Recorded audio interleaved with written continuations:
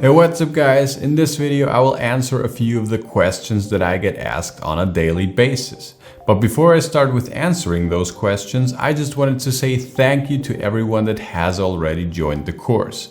It's an absolute pleasure having you on board, and I'm absolutely looking forward to mentoring you. And to all of you that have not joined and that have not seen my free webinar, where I share my top 5 secrets to creating stunning looking videos with your smartphone, well, just make sure to check it out, because you are definitely missing out some super high value information. But now let's start with the questions. And by far the question that I get asked most is, what apps do I use for filming and for editing my videos?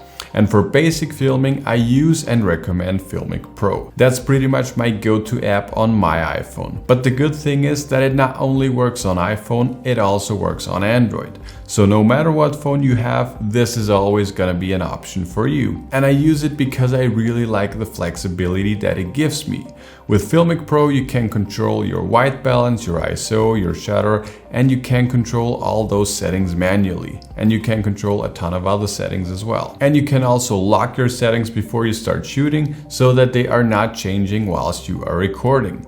And this feature alone is going to make a huge difference in your videos. And in the course, I do have a full walkthrough through the app. And if you want to shoot some hyperlapses, which are basically moving time lapses and look somewhat like this, well, for those I like to use the Moment Pro camera app. It's also pretty easy to use, and it also works a treat. And sometimes if I am in the rush, well, then I also like to just use the stock camera app. You can also get some very great results with just that. And if I am editing on my phone, then my go-to app is LumaFusion, which unfortunately, as of recording of this video, only works on iOS. This app is basically a mini Premiere Pro for your smartphone, and I can highly recommend it. Especially if you do have an iPad as well, because there you can use the app way better. And my second go-to app on my phone is Adobe Premiere Rush. And this is also a very capable app, and it also works on Android, so not only on iOS. So those are the apps that I use. And I know there are of course a ton of other options out there, so just pick what you prefer. And the second question that I get asked very often is, does the course also apply if I use an Android phone or not the newest phone? And the answer is absolutely. There is no need to have an iPhone or to have the absolute newest phone out there. I teach a lot of filmmaking basics and creative techniques, and those rules apply to any camera, so no matter how expensive or how cheap it is.